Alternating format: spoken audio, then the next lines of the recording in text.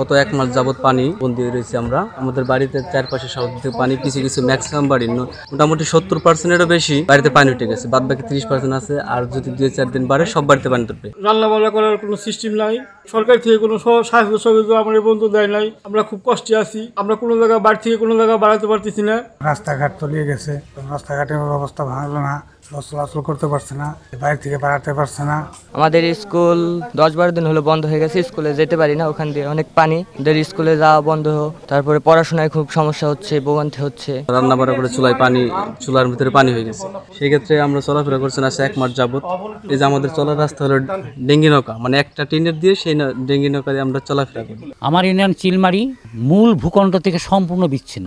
বর্তমানে বন্যা দ্বারা পুরোপুরি এফেক্টেড। এক বাড়ির থেকে এক বাড়ি যাওয়ার মতো অবস্থা নাই। ৩০,০০০ লোকের বসবাস আমার চিলমারি ইউনিয়নের ভিতরে। 90% ২৭,০০০ লোক পানিবন্ধ অবস্থায় আছে।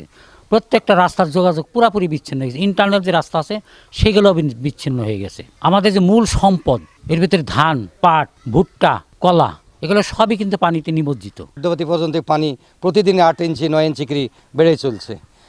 কৃষকের করুণ অবস্থা, যেহেতু তাদের মরিচ, কলা গাছ, তারপরে ধান, সবজি সব বন্যার পানিতে ডুবে গেছে। ডুবে যাওয়ার কারণে চাষিদের অবস্থা করুণ অবস্থা। আমাদের আজকের ওয়াটার লেভেলের ডাটা হলো 12.92 এসওবি ডাটা অনুযায়ী, এবং আমাদের যে ডেঞ্জার লেভেল আছে সেটা 13.80। তার মানে আমরা ডেঞ্জার লেভেল থেকে এখনও প্রায় 88 সেন্টিমিটার ডাউনে আছি। এবং আমাদের যে ডাটা অ্যানালাইসিস, হাইড্রোলজিক্যাল ডাটা এবং ফ্ল্যাট ফোরকাস্টিংয়ের রিপোর্ট অনুযায়ী আমরা দেখছি যে আগামী 5 দিন পর্যন্ত হয়তো এই বৃদ্ধির পরিমাণটা কিছুটা স্থিতিশীল থাকবে। এরপরে থেকে যদি বাড়ে সেটা হলো বাড়ার পরিমাণটা অনেক কম হবে। তো আমরা আশা করি হয়তো ডেঞ্জার লেভেল ক্রস করবে না। তো আমরা যে পানি বৃদ্ধি পাচ্ছে এর জন্য আমরা সজাগ আছি। আমাদের পানি উন্নয়ন বোর্ডের পক্ষ থেকে সব জায়গায় আমাদের যে কর্মকর্তা কর্মচারীরা আছেন তারা নজরদারিতে রাখছেন। বন্যার পরিস্থিতি সৃষ্টি হয়েছে গতকাল থেকে, পানি বেশি হয়ে গেছে।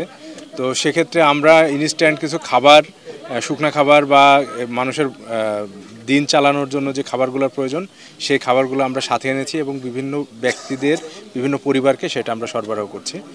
এছাড়াও তাদের যদি ঘরবাড়ি ভেঙে যায়, পরবর্তীতে আমাদের ঊর্ধ্বতন কর্তৃপক্ষ জেলা প্রশাসক স্যারকে জানানো হয়েছে, যদি তারা ঘরবাড়ির দিক থেকে বা অন্যান্য কোনোভাবে ক্ষতিগ্রস্ত হয়, এটা তো আমাদের ত্রাণ ও দুর্যোগ মন্ত্রণালয়ের মাধ্যমে লিখলে ওইগুলো তখন আবার তাদেরকে দিবে। তো আমরা পরবর্তীতে বন্যা শেষ হলে ক্ষতিগ্রস্তের সংখ্যা নিরূপণ করে এটা আমরা মিনিস্ট্রিকে জানাবো।